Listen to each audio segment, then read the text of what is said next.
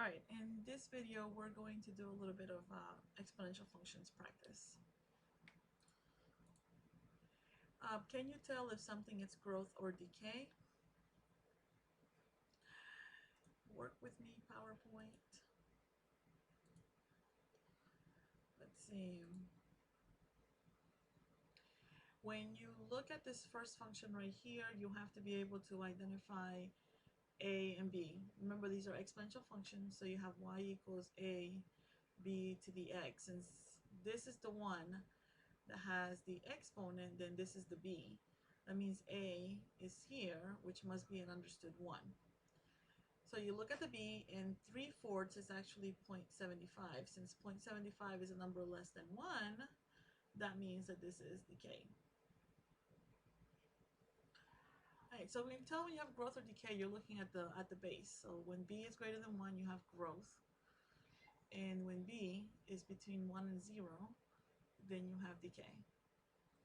So here b is 5/3, and 5/3 is greater than 1, so this one is growth. This one b is 5, so it's growth. Here b is 3, so it's growth. B is 0.8, so it's decay. And b is 3/2, which is bigger than 1, which means that it is growth. Alright, in this exercise that we did in class, we had to match the graphs. And the first thing that we noticed was that all of these functions had a base of 2. And since b is 2, that meant that all of these functions were growth functions, which means they were supposed to be doing this. But we noticed automatically that some of these functions are actually going down. Get a different color here. Like, for example, this one is also going down, and this one's going down. So that meant that these are reflected growth. Right?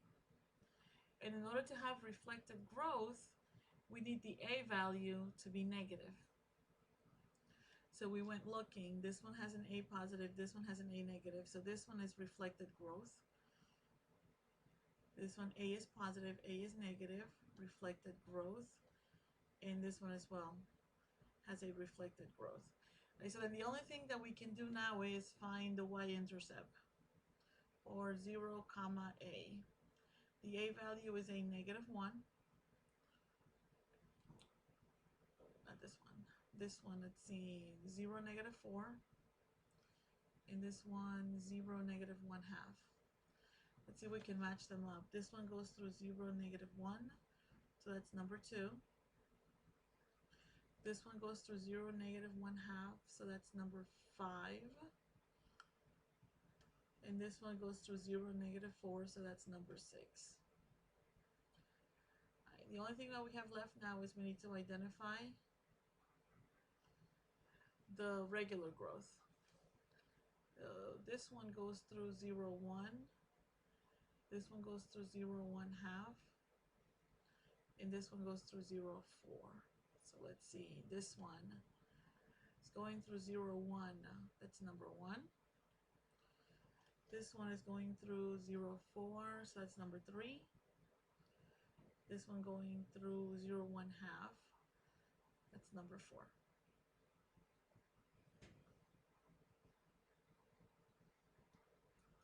Alright, let's practice some graphing. Let's see, b is a 4, so this is a growth function. Since a is positive, it's regular growth. There's no k value, so y equals 0. And this goes through 0, 1, and there's no other shifts, so we're good. So you come here and you say y equals 0, 0, 1. And it's a growth function. There we go. The next one, b is greater than 1, so it's growth. A is positive, so it's regular growth. There's no k value, so y equals 0. It goes through 0, 3, and there's no variation on the x, and there's no variation on the k. So then you just go ahead and you plot it. Y equals 0, 0, 3. And it's approaching this asymptote here, going through this point and increasing. Here we go. The next one, B is a 5, so it's a growth, but that means that it is reflected growth. Right, so instead of doing this, it's actually going to do this. This is what our graph is going to be doing. Right, there's no k value, so that means y equals 0. And it goes through 0, negative 1. Nothing on the x, nothing over here, so we're good. 0, negative 1. Y equals 0. And it's reflected growth. There we go. The next one, B is 2. That means it's growth. A is positive, so that means it's regular growth. It's going to look like this. This means that y equals 2. Also that we move 2 up. Right? Besides y equals 2, we also move 2 up. And there's nothing on the x, so nothing happens to the x value. It used to go through 0, 1, but we went up 2, so it's going through 0, 3. 0, 3, regular growth. Y equals 2 is the asymptote. The function is approaching this value on the left, but it's approaching positive infinity on the right. The next one, base is 3, so it is growth. Where can I write? Where can I write? It is growth. You look at the a value in front of the 3, and it's positive, so it's regular growth. This is going to do this. This means that we move up 1, and also that y equals 1. It used to go through 0, 1. There's nothing on the x, but we have this value. We're moving up 1. So it's going through 0, 2. The y equals 1. So somewhere here in the middle. And it's regular growth. So approaching the asymptote on the left, climbing up. The next one, look right here. This means that we're moving to the right 2 units. This means that we're moving down 2 units. I mean, 1 unit. And also that y equals negative 1. Now you can go ahead and plot that one. The base is 2, so that means it's growth. A is a positive number over here, so that means it's regular growth. It's going to do something like this.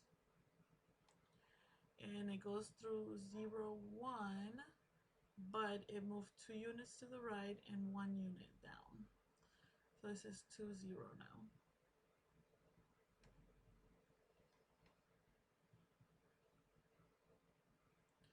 Alright, approaching the asymptote.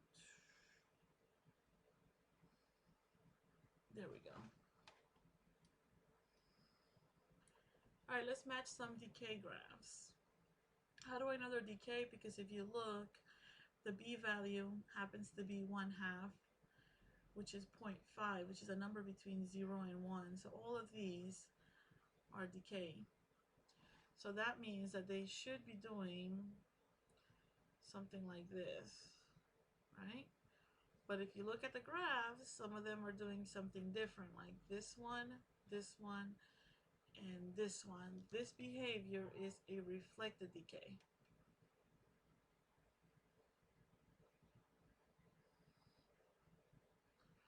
Right? This one is regular decay. And this happens, this bottom part happens when a is negative. So let's go looking at the functions. A is positive. This is regular decay. A is negative, so this is reflected decay. Right? reflection right here, reflection on number 11, and reflection on number 12. So if we try to match these, we have to look at the y-intercepts. And just by looking at number 8, 0, comma a is a negative 1.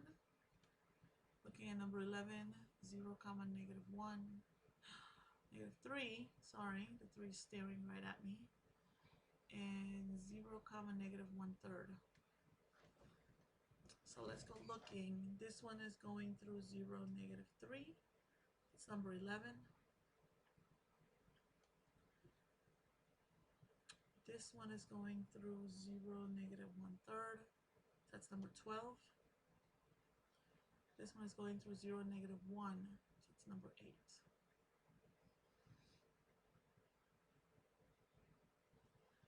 Let's see. This one goes through 0, 1, 0, 1/3, and 0, 3.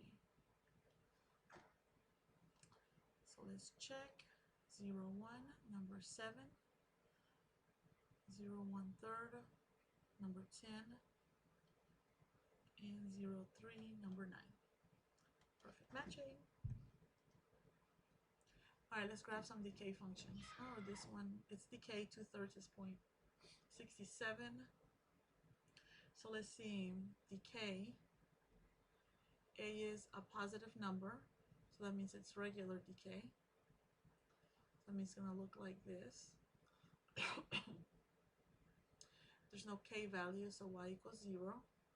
And there's nothing on the x or the k, so it's just going to go through 0, 1.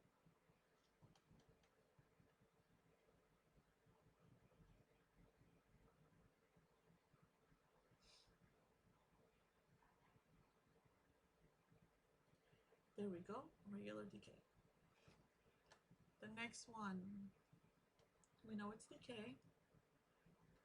And then we look here and we see that it's reflected decay. So if decay looks like this, then reflected decay looks like this. So this is what our graph is going to look like. This means that we move up 2 units, and also that y equals 2. And there's nothing on the x, so we're not moving to the left or to the right. Alright, so we used to be at 0, negative 1, but we went up 2 units, so that's 0, 1.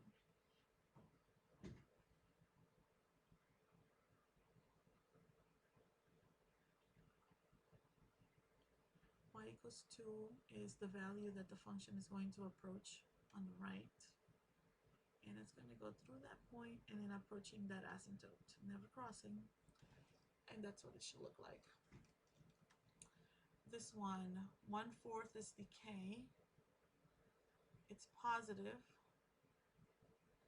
So that means it's regular decay. So it's going to look like this. Y equals negative 3. We don't move to the left or to the right, but we went down 3 units. So it used to be at 0, 1 minus 3. So it's 0, negative 2. Yeah, 0, negative 2. Y equals negative 3. And regular decay, approaching the asymptote on the right. Alright, so if you look at this problem, it's a decay model. Depreciation means that the value is going down. We buy a new computer and accessories for $1,200. The value of the computer decreases by 30%.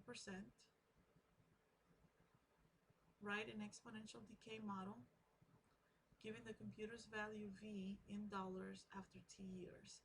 What is the value of the computer after 4 years? So let's focus on this part first and then this one. Alright, number 1, we want a decay model. So y equals a 1 minus r raised to the t.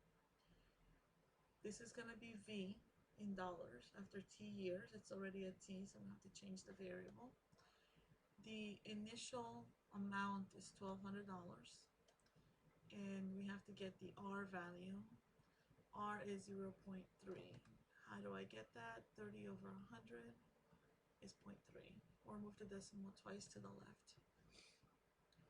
this becomes y equals, oops, v equals 1200,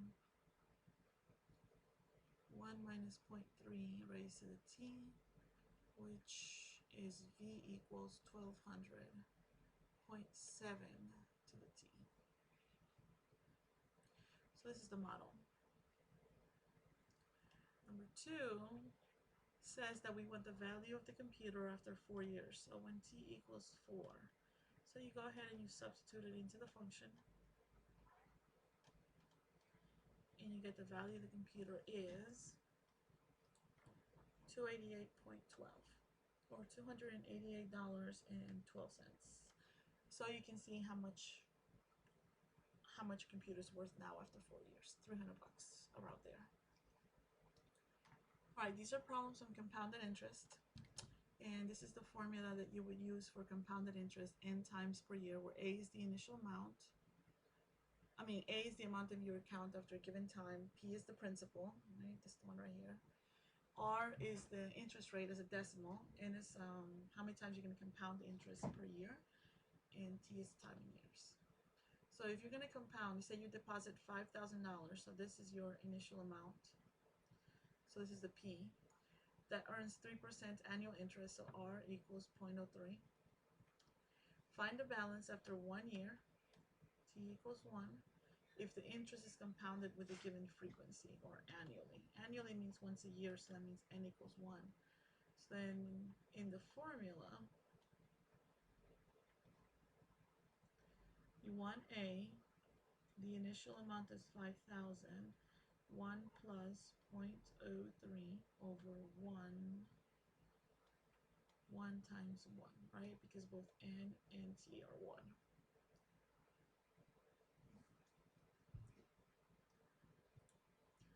Alright, so I get 5150. Right, so you've made a whopping $150 on your account. Quarterly means 4 times per year.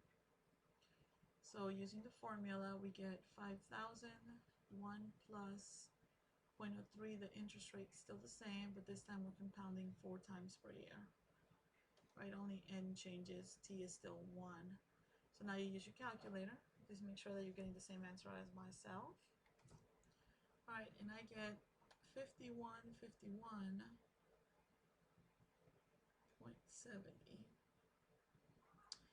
Alright, so I get 5,151.70. Compounded monthly means that n equals 12, where you can do this 12 times a year. You plug it into the formula. And after you're done plugging it in, you get 5,152.08. Okay? And it's how you compound interest.